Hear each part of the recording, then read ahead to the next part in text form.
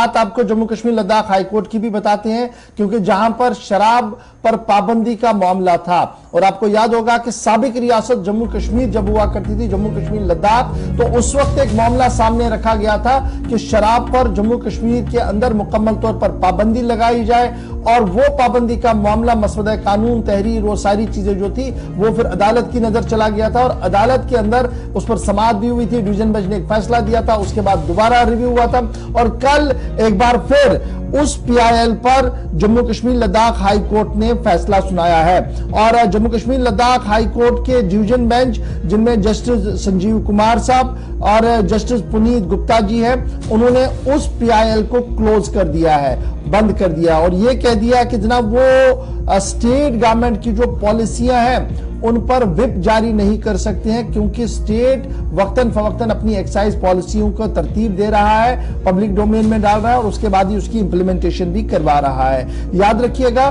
PIL यानी public interest litigation जो है वो जम्मू कश्मीर कारवान इस्लामी की तरफ से कर दी गई थी और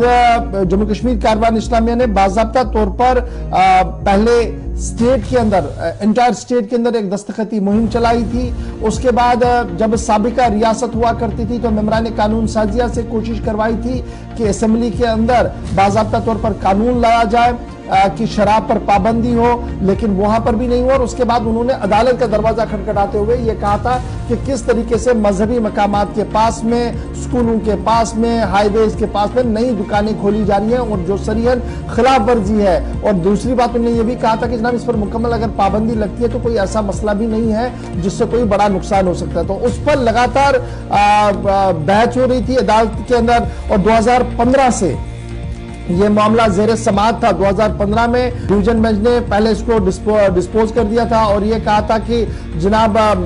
जो स्टेट अथॉरिटीज हैं वो इसको देखें कि क्या करना है और ये भी कहा था कि अगर और कुछ करना होगा तो आप अदालत का दरवाजा खटखटा सकते हो। तो दोबारा कारवान इस्लामिया ने वहां पर अदालत का दरवाजा खटखटाया था, लेकिन कल जम्मू कश्मीर लद्दाख हाईकोर्ट के डिवीजन बेंच, जिनमें जस्टिस पुनीत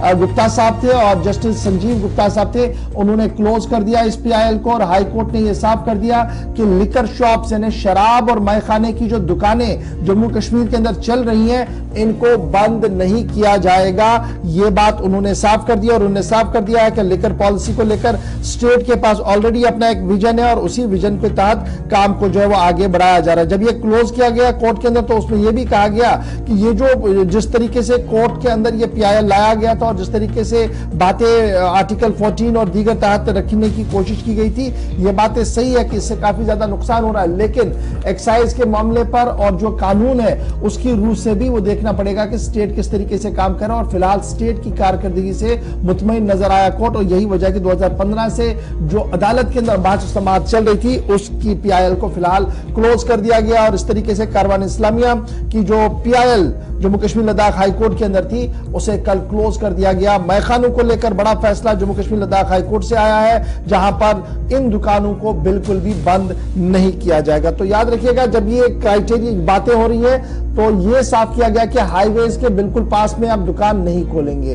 आप पब्लिक इंस्टीट्यूशन के खिलाफ यानी जहां पर स्कूल, कॉलेज, यूनिवर्सिटी हो उसके पास नहीं होगा जी, अस्पतालों के पास नहीं होगा, रिहायशी इलाकों के थोड़ा दूर होगा और एंटायर जम्मू कश्मीर वाली को अगर आप छोड़ेंगे तो जम्मू में जब ये नई दुकानें खुली थी तो काफी हंगामा इस पॉलिसी को लेकर था और काफी विरोध खवातीन की तरफ से किया जा रहा था और यह कहा जा रहा था कि जनाब जम्मू कश्मीर को शराब खाने में तब्दील ना करें और इसमें